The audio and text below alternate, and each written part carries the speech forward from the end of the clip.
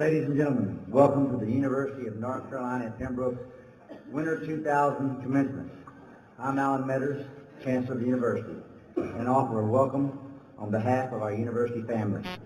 Please stand as the University Concert Choir enters the stage and leads us in the national anthem, and remain standing for the invocation by Reverend Robert Ray.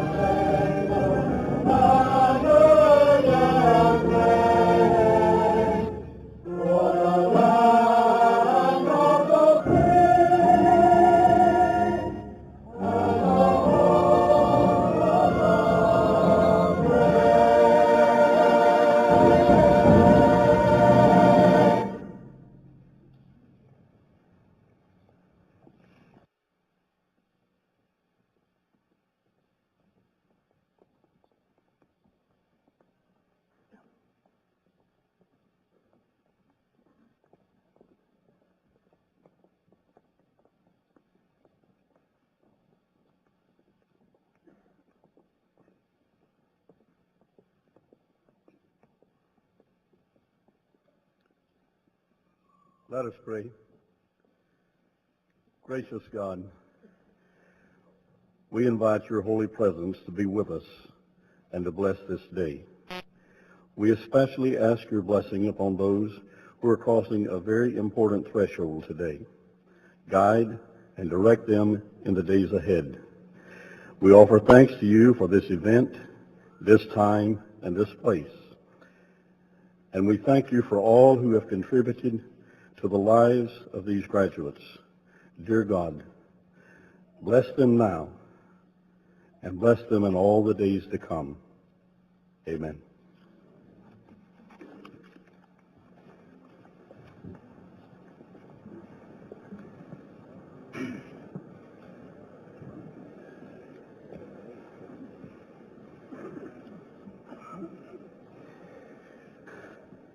Thank you, Dr. Gary Wright and the University Concert Choir, Mr. Tim Altman and the University Band, and Reverend Ray. On stage with me today are some of our university trustees, faculty, administrators, alumni, and friends of the university. I hope that those of you in the audience today, and I know you are, but I hope that you are excited about today as we are. These are wonderful occasions at universities. This is where we celebrate our successes. I wish to recognize the University of North Carolina at Pembroke's Board of Trustees, a group of men and women who give tirelessly to this university and who provide leadership and service as champions for our university. Would you please stand and so we may recognize you. Trustees.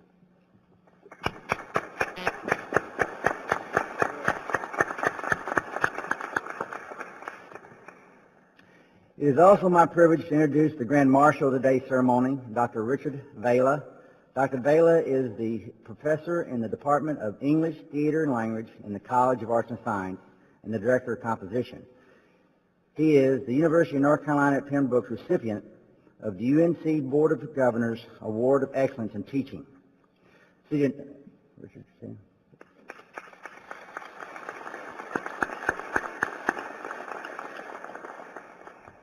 We want to get through this, so you might want to hold your applause until I introduce the entire front row here. Seated next to Dr. Bala is Mr. Jamie Burney, Vice President of the Student Government Association. Dr. Patrick Cabe, Chair of the General Faculty. Mr. Darrell Johnson, President of the Alumni Association. The Reverend Robert Ray of the First United Methodist Church of Pembroke. On my left are Mrs. Lois Britt, member of the University of North Carolina Board of Governors, Mr. Thomas Jones, Chair of the University of North Carolina Board of Trustees, and Dr. Roger Brown, Provost and Vice Chancellor for Academic Affairs for the University.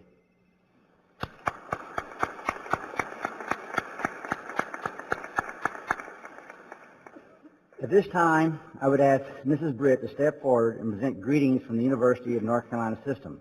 Without further introduction, she'll be followed by Chairman Jones, Dr. Cabe, Mr. Burney, and Mr. Johnson. Mrs. Britt? It is indeed a pleasure to stand before you and bring greetings on behalf of the University of North Carolina Board of Governors, the group that sets policy for this system. It's also my pleasure to bring greetings from the president of the university, Molly Broad, and her staff. Our only reason for being as a board and as an administration is for days like today, when we see the happy faces of you as graduates who set a goal, you have attained it, and it's time to be proud and to be happy. But probably faces that are equally happy are the faces of parents, spouses, children, and yes, even faculty, that graduation is occurring. I would be remiss if I did not take the opportunity to say to you as the UNC Pembroke family, thank you for your efforts in helping the university and community college bond prevail this November. Because of visionary leadership of our predecessors, we today are able to have a graduation.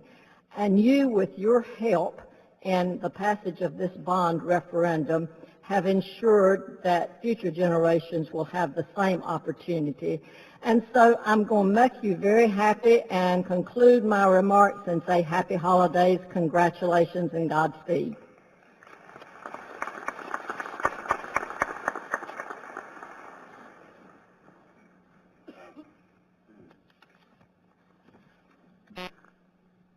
I'll bring you greetings from the Board of Trustees of this great institution. Now, this is a great day for all of us, and it reflects the extraordinary efforts that have brought you this far. And you have a long ways to go. You know, we live in a time of change, a time when change is the norm and not the exception. You know, change is going to be a constant companion of yours. And it bears without saying that you're going to have to learn to live with it. The fact is, you should learn to accept it as your friend. You should invite change. You should even start making change yourself, realizing that change is what produces the most outstanding opportunities in today's tumultuous world. I want you to think with me just a moment, if you will. Imagine going into a restaurant and you're ordering pancakes.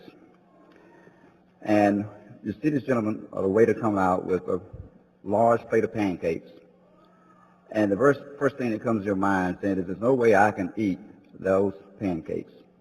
But then you begin to eat one bite at a time. Well, your time here at UNCP has been very much like those pancakes. But you are at that point now where you're about to take that last bite. Well, as soon as you walk out this building today with your degree in hand, you will officially be a college graduate. You are the second edition of the class of 2000, and you've gone through changes and you've learned a lot of new things. You've grown up in a world of computers, internet, space discoveries, cloning, and other technological advances. My point is very simple. Our world is changing. And even though you have come a long way, you have even farther to go. What's next is up to you. You are the generation and the class that will move our world even farther. This is a new millennium and a new start. Well, you've just finished that plate of pancakes, and now you have a new plate. So remember, as you eat those pancakes one bite at a time, that life is not what you want it to be, but it's what you make of it. So I congratulate you for all of your accomplishments and and God bless you and all of your new endeavors. And I want to wish you a Merry Christmas and a Happy New Year. And the one thing I would like to ask you to do when you leave this institution is to please remember UNCP. Thank you.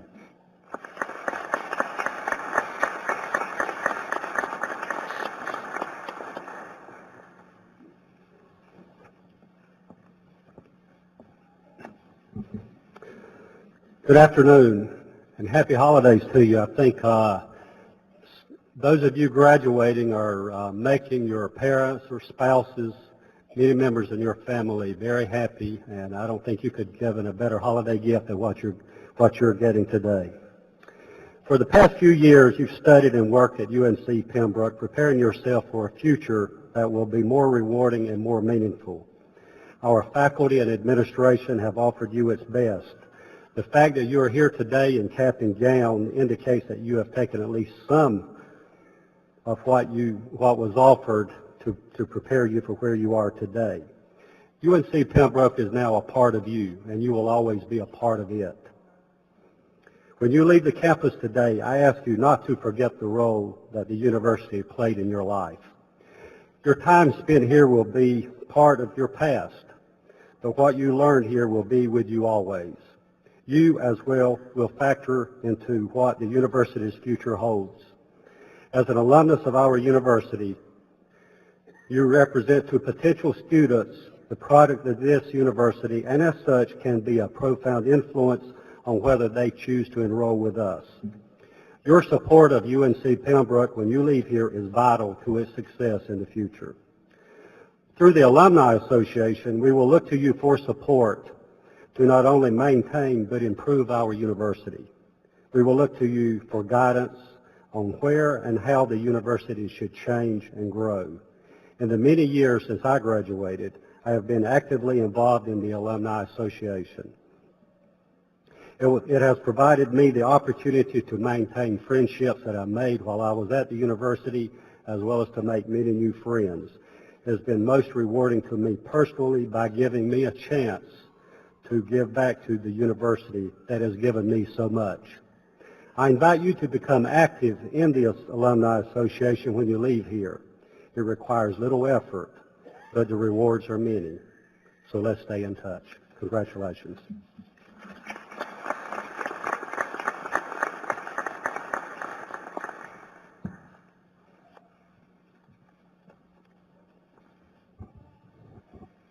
Chancellor Metters, Chairman Jones, Ms. Britt, other distinguished members of the platform party, members of the Board of Trustees, university staff and administrators, friends and families of the graduates, and especially the members of the graduating class of December 2000 at the University of North Carolina at Pembroke. I bring you greetings on behalf of the faculty of this fine institution. Well, graduates, this is it. Your day of days. But I have to tell you, there's good news and there's bad news. The good news is that today your college career at UNCP is over. But we call this ceremony commencement for a reason. Here's the bad news. Tomorrow morning, you'll wake up as a newly admitted postgraduate student in the University of Life, its own self. Let me give you a brief orientation to the University of Life, its own self. At UNCP, you had help each semester choosing the courses you would take to meet the requirements for your degree. In the University of Life, its own self, you will have to be your own advisor, choosing your own course as you attempt to meet the requirements that may change unpredictably from day to day. In your UNCP classes, your instructors gave you a syllabus to guide your work. That syllabus told you what you had to study, what assignments to do, how to complete them, and when those assignments were due. In the University of Life, its own self, you will have to make up your own syllabus, choose your own reading, define your own tasks, figure out how to do them by yourself, and schedule your own time to finish them, all to meet goals that you set for yourself. Here's another bit of good news. Your exams at UNCP are over.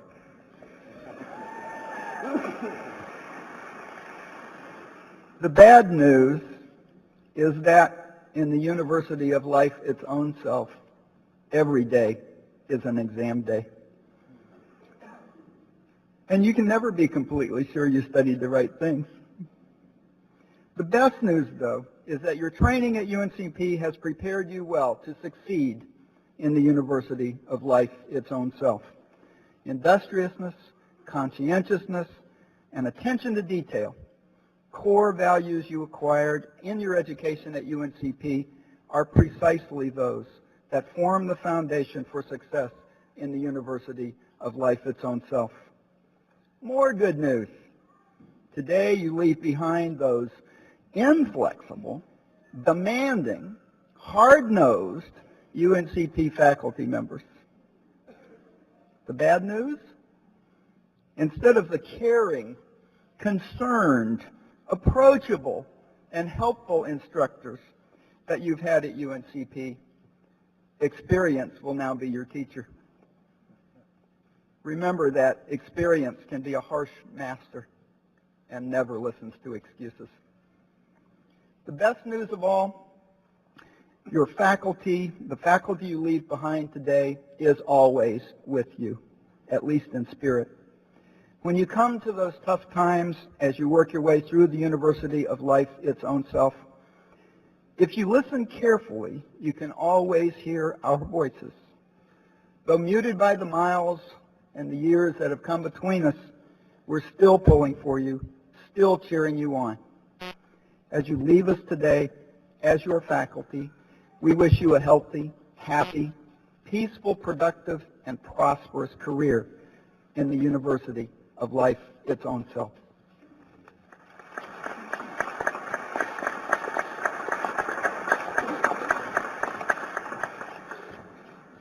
Greetings, graduates.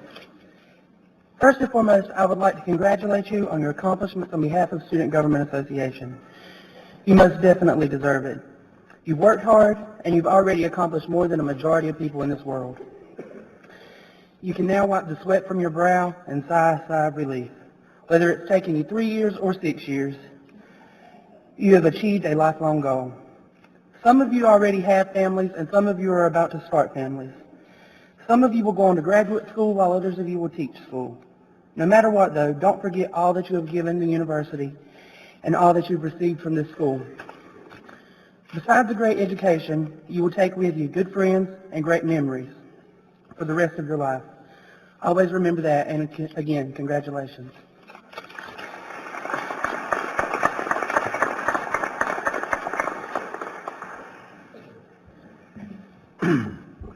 Thank you very much for those words. Each year, the university recognizes achievement of its faculty through a variety of programs. The most prestigious local annual award is endowed by and named for the late Adolph Dahl, founding chair of the Department of American Indian Studies. I ask Dr. Stephen Jacoby, chair of the Faculty Awards Committee, to come forward to make this presentation.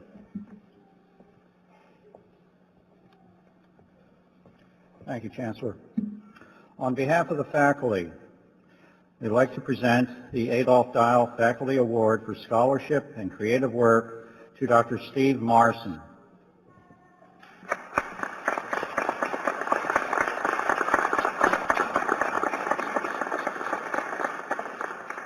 I know you can hear me. Adolf, thank you.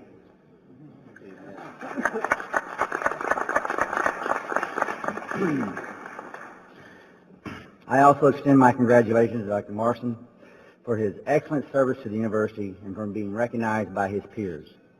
For several years now, the University of North Carolina system has recognized its top teachers.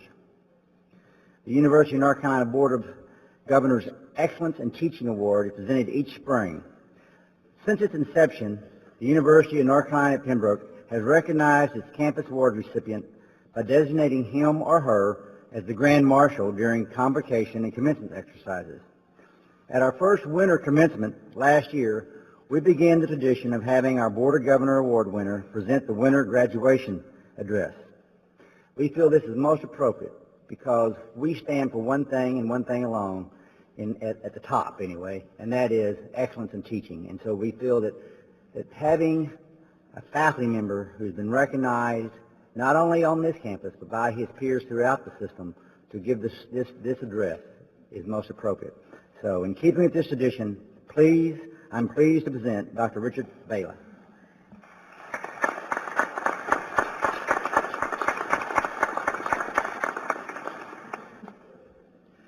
Thank you, Dr. Metters, Dr. Cave, Reverend Mr. Johnson, Reverend Ray, Mr. Burney, members of the administration, the board, the faculty, the staff, family, friends, and most especially all of you who are about to graduate.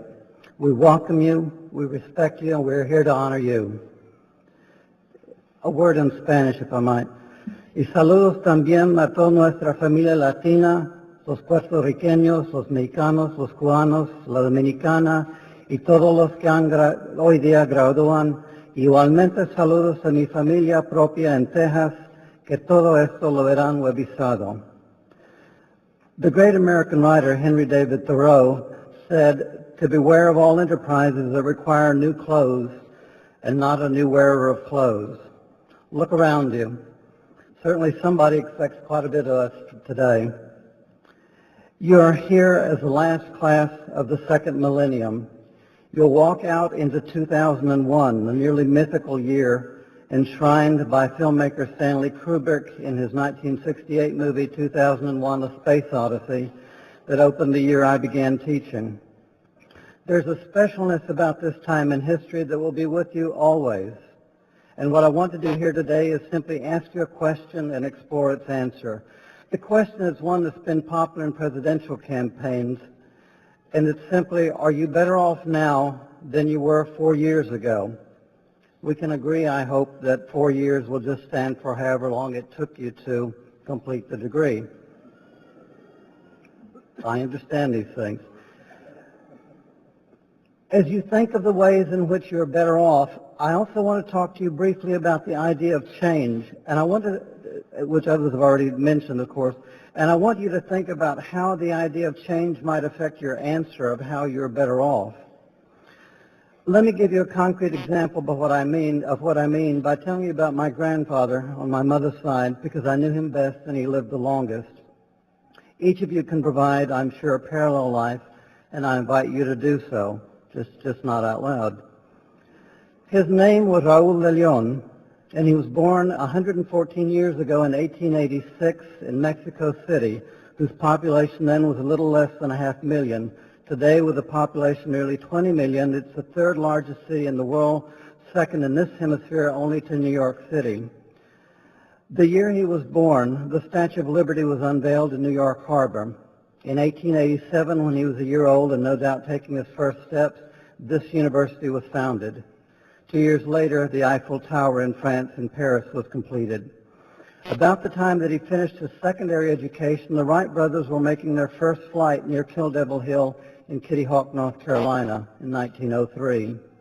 When the Titanic sank in 1912, he was 26 and celebrating his first wedding anniversary. He was in his early 40s when the Great Depression hit in 1929, in his mid-50s when his surviving son, my Uncle Marcos, went to Europe to fight in World War II, landed in France on D-Day, and later fought at the Battle of the Bulge. At the end of the war, when we dropped the atomic bomb, my grandfather was nearly 60 years old. When John F. Kennedy was assassinated in November of 1963, I was a college sophomore in Dallas. My grandfather was 77. He was 82 when Martin Luther King and Robert Kennedy were killed. And the next year, when students from my first high school class came over to my house to watch the first moon landing, my grandfather was 83. He died in 1974 at 88, the same summer that President Richard Nixon resigned. The point I'm driving at has to do with change. When my grandfather was born, the telephone, the electric light, and the automobile were all new, all invented within less than 10 years. He was still a child when Edison in America and the Lumiere brothers in France developed the first films. Yet he lived to see electricity and telephones and television and cars in every home. I don't know how his reaction to the moon landing differed from how he felt when he saw his first airplane. I remember him driving us to school every morning when we were in grade school, and I remember him watching baseball games on television. I still own his 1915 patent Underwood typewriter, and I bought my first computer, an Atari, less powerful than some of the toys that you have nestled under your Christmas tree, about 10 years after his death, and wrote my dissertation on it, which I was told was the first computer-produced dissertation in the English department at Chapel Hill. So my question to you is, how do you know for sure what you've learned? If the work you will be doing in 10 or 20 or 30 years perhaps does not even exist today, how have we managed to prepare you for that world? Ian Fraser, in a recent book called On the Res, said that Americans today no longer work in manufacturing or agriculture, but in the newly risen service economy. That means, he says, that most of us will make our living by being nice. I don't know that I ever gave a test, reviewed a portfolio, or set up a discussion group to discuss being nice. And only you know whether any of us model that quality for you, and I probably don't really want to ask. The Greek philosopher Heraclitus, who lived in 500 BC, discussing the idea of change, said that you cannot step twice into a river's waters because when you pull out your foot and try to put it back in the water, it's already gone downstream towards the ocean. The water's already flowing down, and even though it's the same river, it's not the same water. In fact, the part that you entered is already downstream by the time the water covers your foot and before your foot can even feel the river bottom. Let me share some ideas from 4 different writers about what they think that you might have learned in this time here. Paulo Freire, the influential Brazilian educator, defined and argued against what he called the banking concept of education, an approach in which he said knowledge is a gift bestowed by those who consider themselves knowledgeable upon those whom they consider to know nothing. In this model, which Freire disliked, teachers must have all the information which they then deposit in student accounts. And students, he says, must patiently receive, memorize, and repeat that information. The question that I ask you then is, how do you know what that deposit will be worth in the near future? In other words, to go back to my original question, to what extent are you really better off? To what extent will the marketplace of the future affect the value of your account? Gloria Watkins, who writes under the name Bell Hooks, has said that the work of teachers is not merely to share information, but to share the intellectual and spiritual growth of our students. We must, she says, teach in a manner that respects and cares for the souls of our students if we are to provide the necessary conditions where learning can most deeply and intimately begin. Following Freire's notion of learning as liberation, Hooks says that learning must embrace change and empower students to move against and beyond boundaries. Peter Drucker, who's actually a business writer and pretty much at the opposite end of the political spectrum from Freire and Hooks, nevertheless questions that image of knowledge as money when he argues that knowledge is not impersonal like money. Knowledge, he says, does not reside in a book, a data bank, a software program. The only thing they have in them is information. Knowledge is always embodied in a person, carried by a person, created, augmented, or improved by a person, applied by a person, taught and passed on by a person, used or misused by a person. Lawrence Grossberg, who is Distinguished Professor of Communication Studies at UNC Chapel Hill, earlier this year wrote, "Education is about learning that things don't have to be the way that they are and that they will not be that way for long anyway. It's about learning how things came to be what they are where other choices were possible, and why they were not chosen. If you are better off now than you were 4 years ago, and I want us to answer the question, it's not only because of some amount of knowledge that's been accumulated inside of you. It is also because you have been changed inside. It's because you have learned something that will help you deal with change. The scientist Louis Pasteur said, "Chance favors the prepared mind." And I want to say that again because it's a quotation that had its greatest currency in the very practical world of business, but it should not remain alive only in labs and laboratories of schools. Chance favors the prepared mind. What you should have gotten from these 4 years, what will show whether you really are better off now than you were 4 years ago, is whether you have attained that prepared mind. I always worry about students who tell me that they understand the material but have trouble applying it. From now on, everything is application. No more artificial divisions that separate math and science and language and the arts and business and learning. No more nice, neat tests. No more predetermined answers published in a supplemental booklet. Change is inevitable. You will not stop learning, and therefore I hope never stop becoming better off. Our job was not to give you answers, but to set that process in motion. In closing, I remember coming to this university at almost exactly this time in December of 1970 and meeting Dr. Raymond Rundis, who was chair of our English department at the time and sitting over here. I met him near the railroad tracks in front of the library.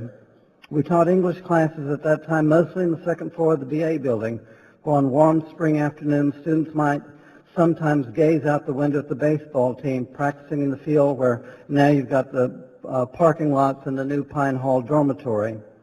And like many other teachers here, I remember the students from those days. I remember their names, I remember their faces. And now you too are part of the memory of the professors and administrators and staff members of this university. You do not disappear when you leave, and I feel certain in saying that you will always be welcome back. You're part of the institutional memory of this university. Thank you for being here.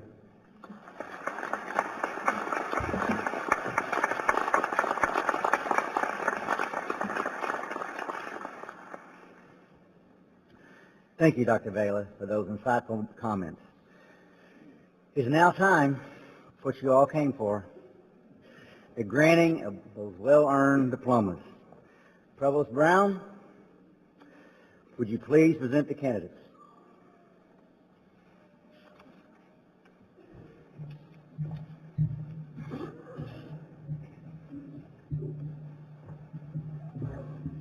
Good afternoon. Let me just add very quickly my sincere congratulations to the graduates, their families, friends, and to my colleagues on the faculty and staff of this great institution. We will now recognize first today's recipients of the baccalaureate degree by the respective colleges.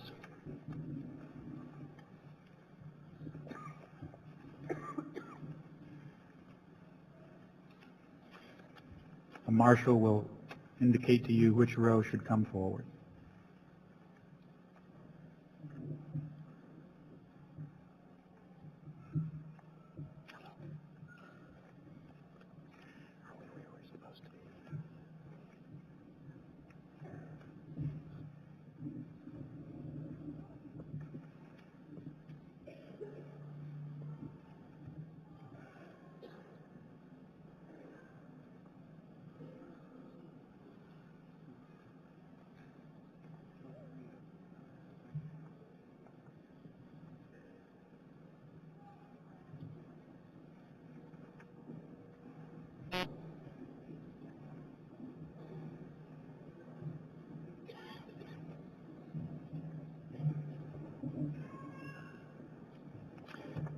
Graduates of the College of Arts and Sciences, Juanita Armstrong.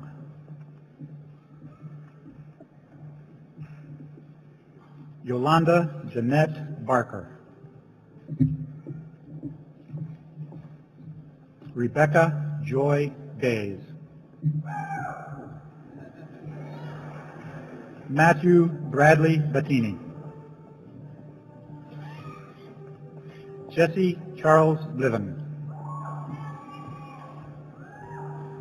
Pamela R. Bramble. Alice Faye Bryant.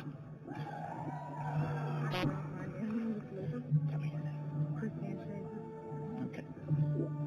Joseph Chabata. Beth Ann Clark.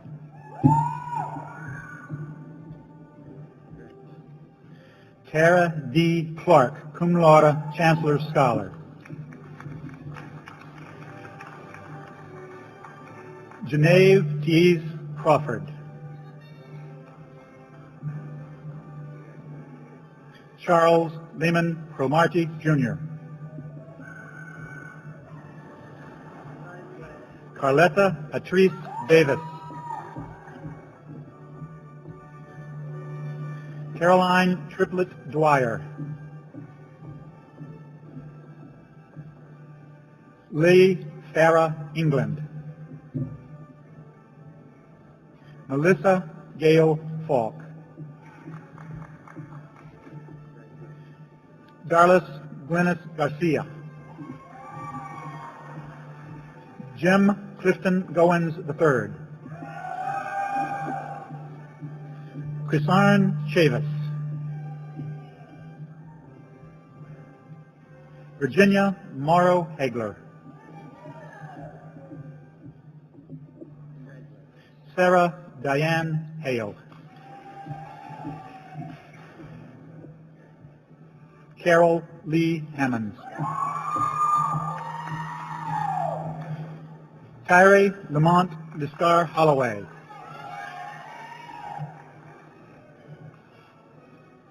Chantel Letitia Elwell James.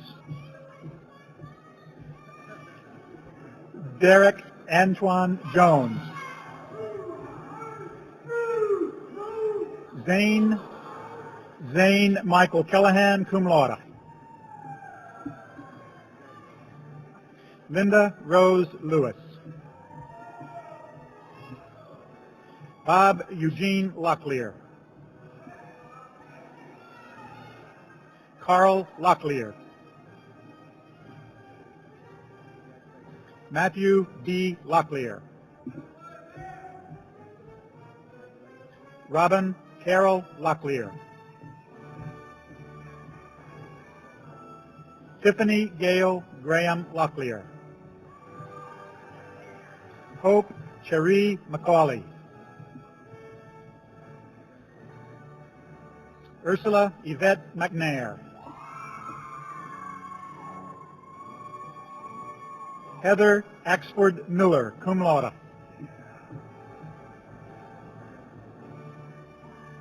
Shannon Nicole Nutting. Donald Eugene Powell. Patrick Lee Pressler. Cheryl Levon Primus. William Marvin Seals III.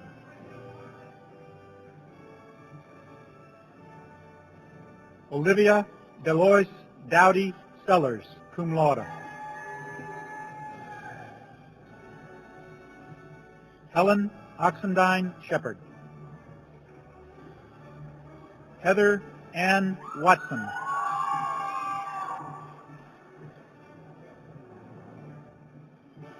Deanne Doherty Wells, summa cum laude.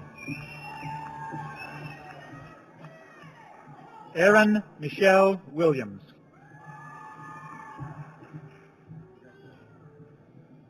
Alex Hauzon Yao.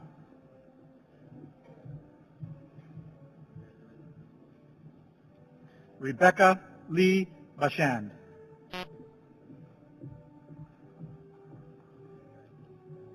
William Paul Barber, cum laude.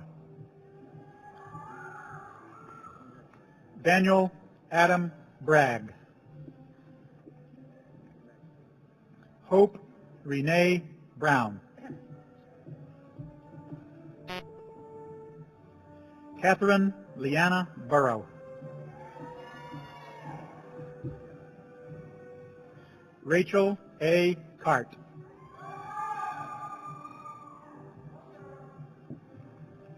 Jeffrey Ronald Carter.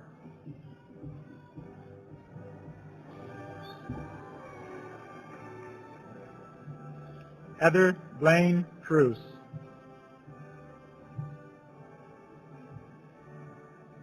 Brian Lee Danofsky.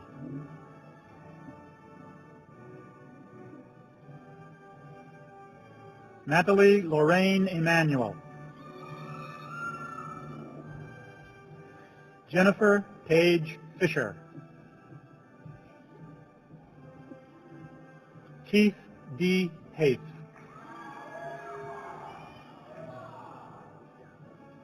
Christopher Hayes Kennedy. Eric Jason Lockamy. Lance Garrett Locklear. Lydia Lynn Locklear. Marie Louise Locklear, cum laude. Stephanie Lynn Locklear. Elena Tabrice Lujan. Margie Yvonne McLean.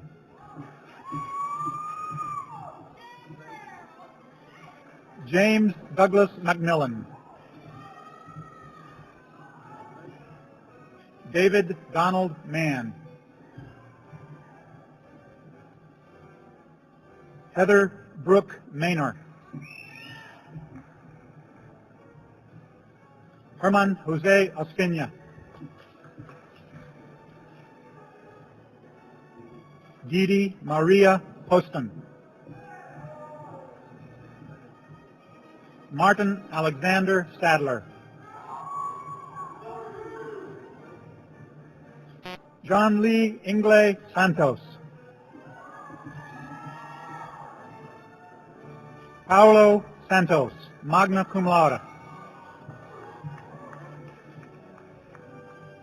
Charlotte Elizabeth Smith. Nicole Michelle Strickland. Pamela Denise Long White. Dorothy Louise Woodfork.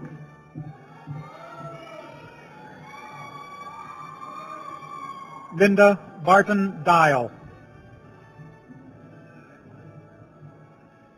V. Marie Flores Drake, summa cum laude.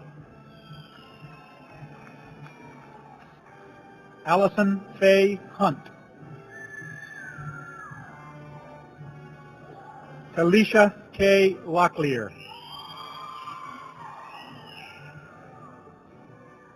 Miguel Denise McCormick. Alvin L. Martin. James W. Neal. Tammy Sanderson Oxendine. Melinda R. Rich. Shanette Rogers.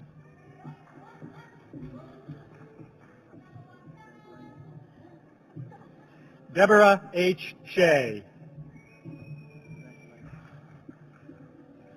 Stephen G. Sorsch.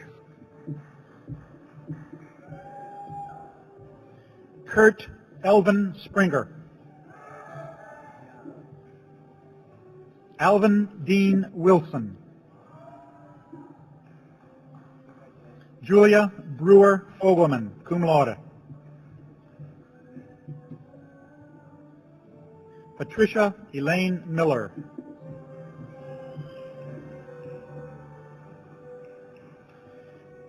The School of Business and Mass Communications.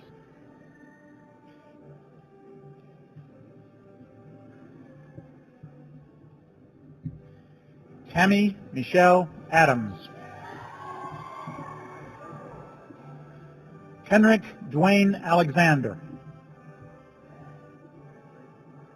Albert A. Baker.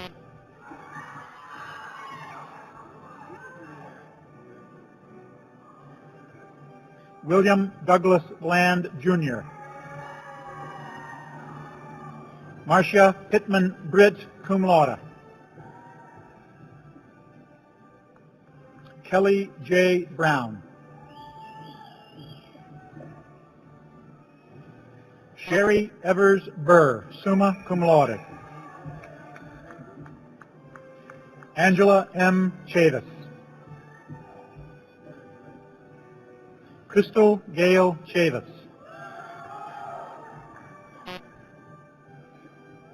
Betsy McGee Deaver.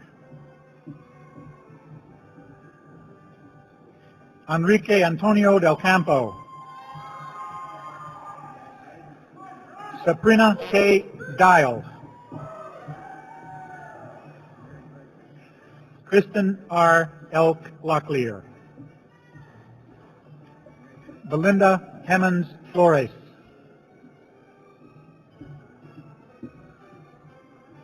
John F. Garnett, Jr.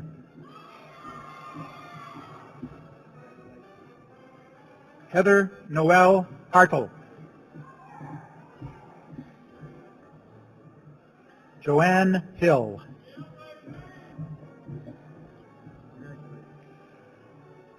Sun Chin Jordan. Luke S. Lambert, cum laude. Marcia Freeman Lindsay. Kathy J. Locklear. Mark Allen Locklear. Ron Everett Locklear. Nicholas Lowry. Philander Stephone McLean. Latanya Marie McLean. Crystal Maynor. Daryl Dixon Miller. Tamara Lynette Moore. Jacqueline Janine Morgan. Rebecca L. Provo. Kenneth W. Radford.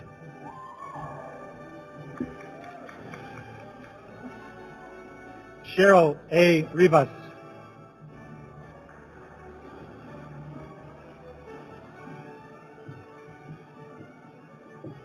You'll be right back up. Jarrett Lee Sampson. Robert Patrick Pugh. Ida LaRue Thompson. Konstantinos Balasopoulos.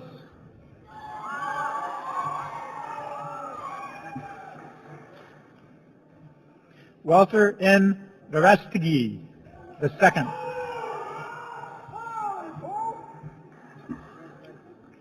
Jacqueline P. Walker.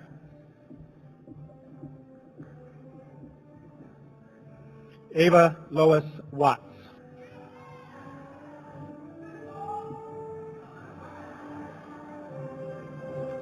The School of Education.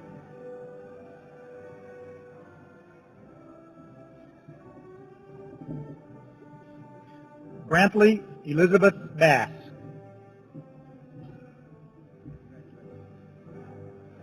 Carrie Lynn Blackman, cum laude. Leonard Basil Brown III. Jamie Lynn Cartwright, cum laude. Karen Maria Dial.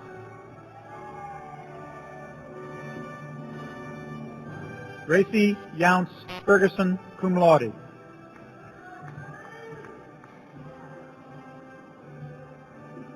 Tiffany Cameron Roberts.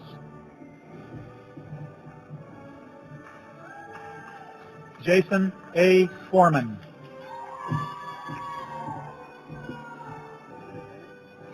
Thomas Delaney Garner.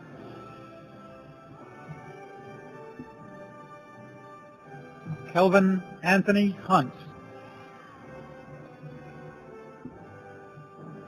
Crystal Michelle Jacobs.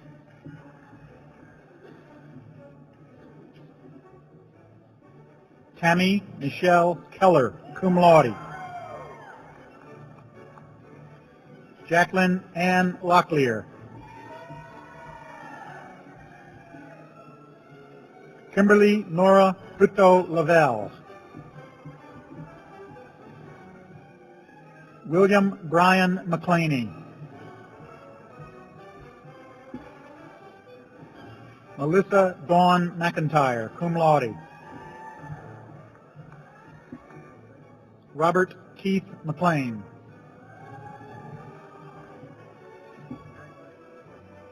Sarah A. McLemore.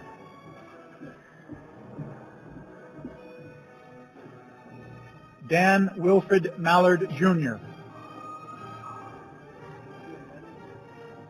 Jessica Meyernick, magna cum laude. Derek D. Modis. Carolyn Christian Pulley. Lisa Henley Teal.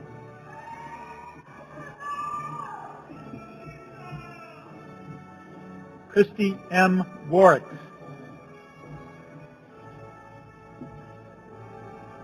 Karen Elizabeth White.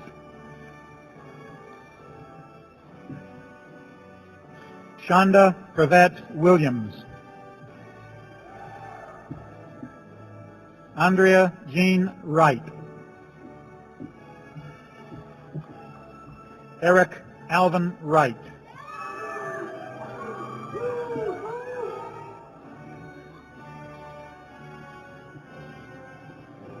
The School of Graduate Studies.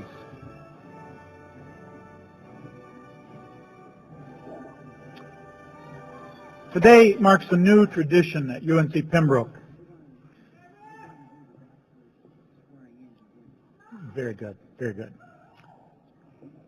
Mr. Chancellor, would you please confer the degrees earned by our baccalaureate candidates? Will the baccalaureate candidates please stand?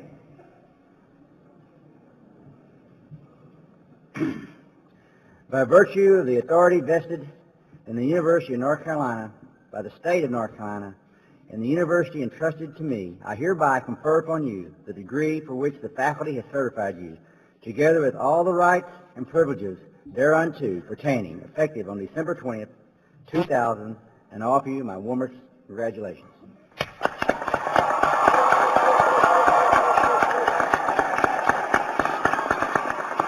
If you haven't moved your tassel, you may move it to the left now.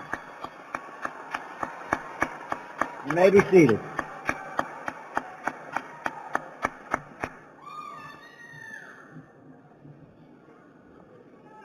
Congratulations, graduates. Today's ceremony marks a new tradition at UNC Pembroke. The graduate who has attained a master's degree is recognized by the additional ceremonial garment known as a hood, as well as the robe that is wider at the sleeves than the baccalaureate gown. Previously, our master's degree graduates marched on stage already wearing their hoods. This year, however, we wish to include the hooding ceremony in our commencement exercise. Dean Bruce Ezell, Dean of the School of Graduate Studies, has joined to have the honor of hooding our master's candidates. Master of Arts, Sarah Singletary Bruton.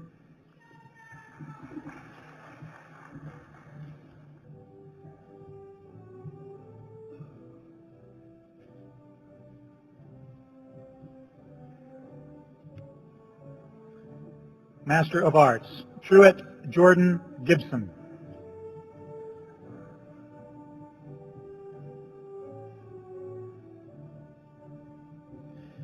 Master of Arts, Dina Culbertson Johnson.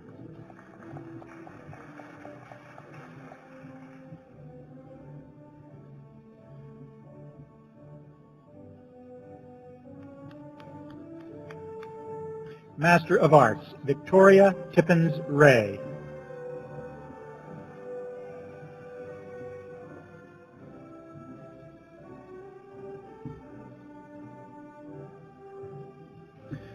Master of Arts in Education, Phoebe M. Chavis Harris.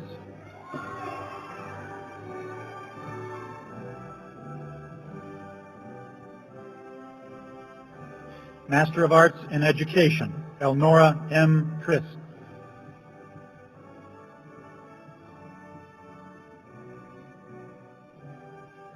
Master of Arts in Education, Deborah Davis.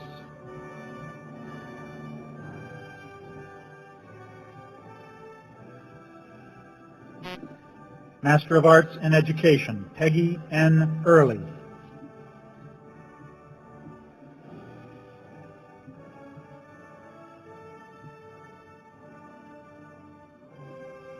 Master of Arts in Education, Joanna D. Edwards.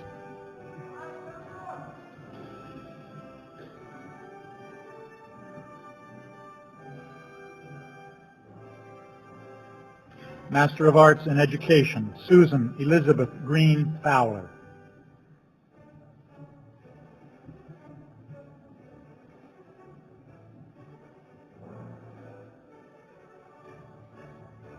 Master of Arts in Education, Jennifer Dawn Fredericks.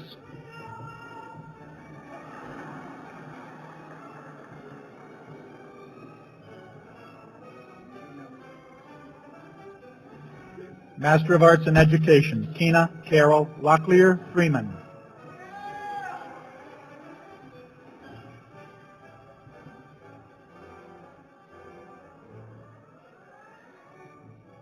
Master of Arts in Education, Wanda H. Locklear.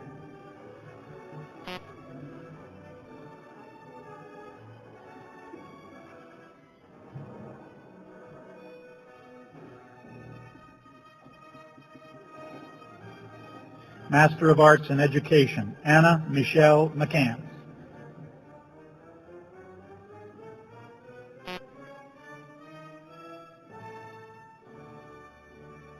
Master of Arts in Education, Wendy Marie McLean.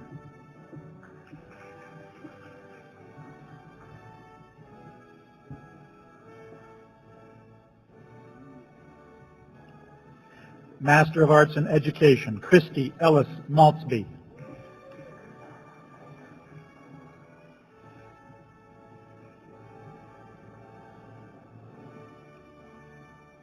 Master of Arts in Education, Ruth Graham Odom.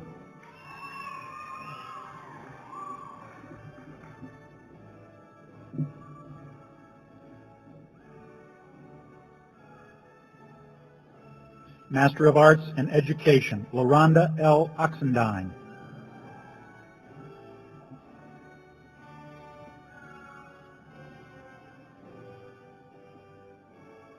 Master of Arts in Education, Tammy Lynn Patrick.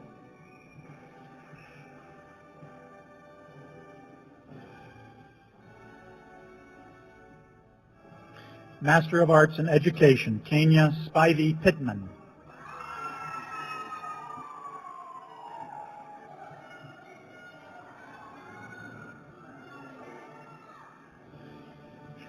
Master of Arts in Education, Kristen Lynn Shue.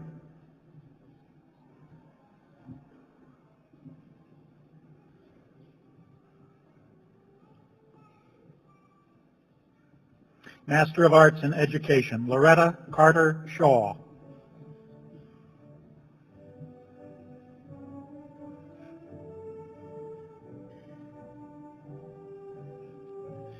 Master of Business Administration, Dawn Deese Apple.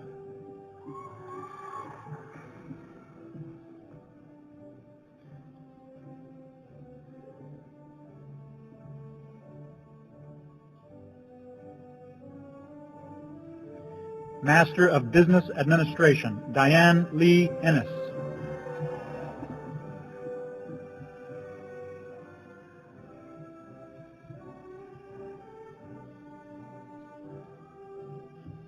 Master of Business Administration, Michael Clement Zaccaro.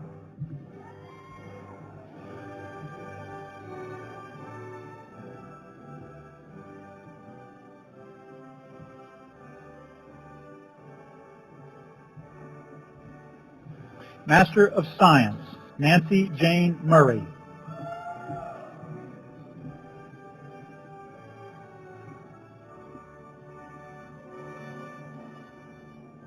Master of Science, Pierce Dennis Polatti.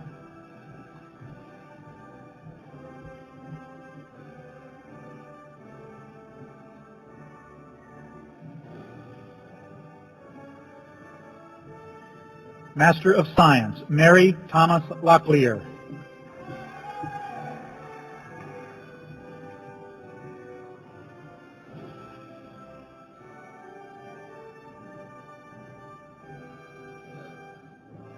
Mr. Chancellor, would you please confer upon the master's candidates their degrees?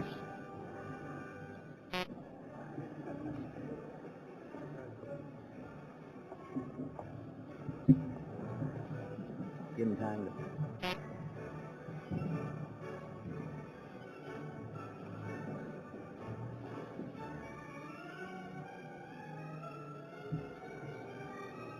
While we're waiting for this last couple to get back to their seats, let's give this fall's graduates another round of applause.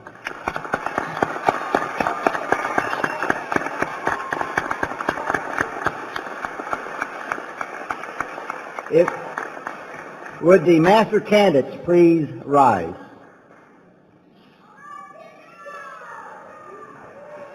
By virtue of the authority vested in the University of North Carolina, by the state of North Carolina, and the university entrusted to me, I hereby confer upon you the degree for which the faculty has certified you, together with all the rights and privileges thereunto pertaining, effective on December 20, 2000, and I offer you my warmest congratulations. You may be seated.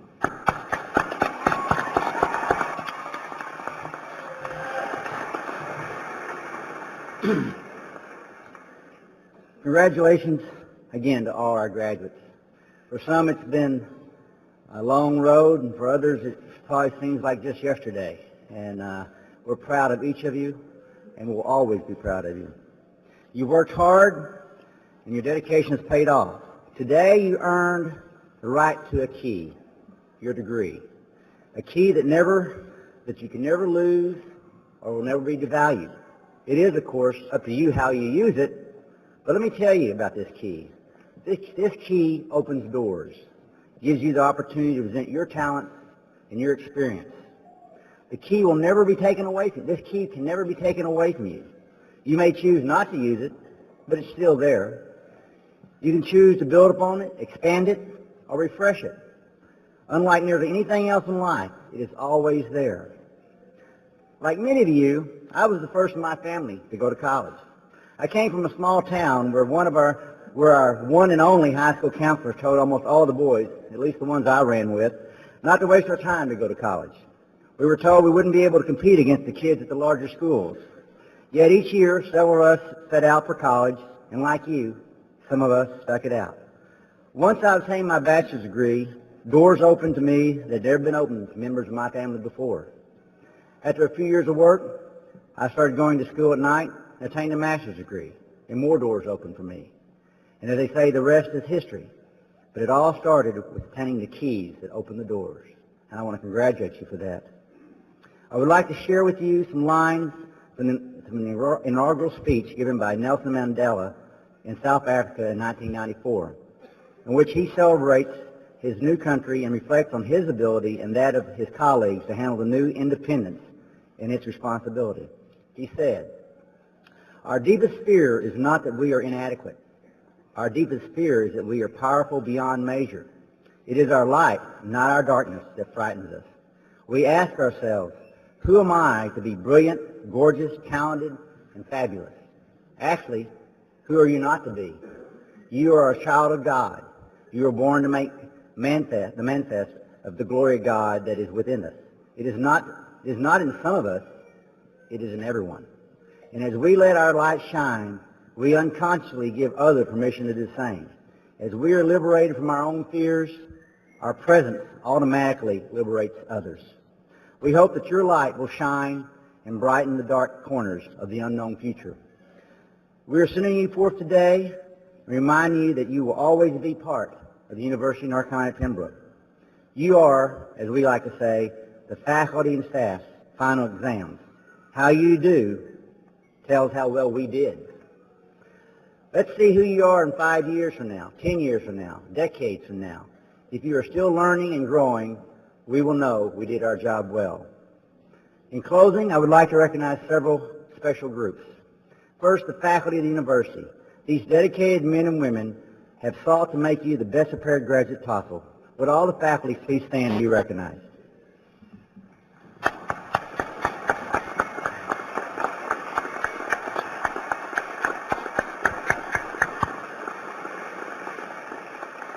Thank you. Second, and these are kind of the hidden soldiers, if you will, and many of them won't be here today because they're back making sure your paperwork is all done and you're going to get out, and that's the staff of the university. Often behind the scenes, they not only work to ensure that you have a successful experience, but they truly care about your success. Would the staff that's here today please stand and be recognized?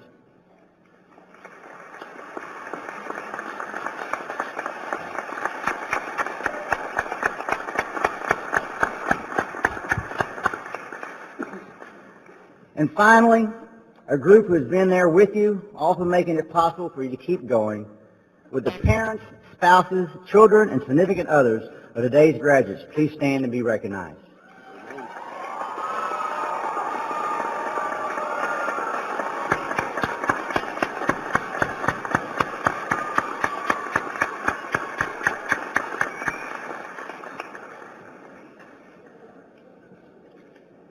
Well, this is it. This concludes the official part of the Winter 2000 commencement.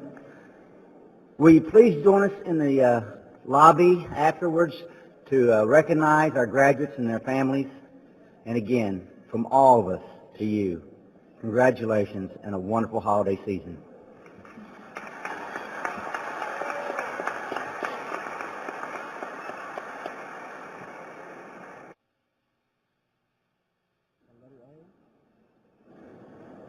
You got it?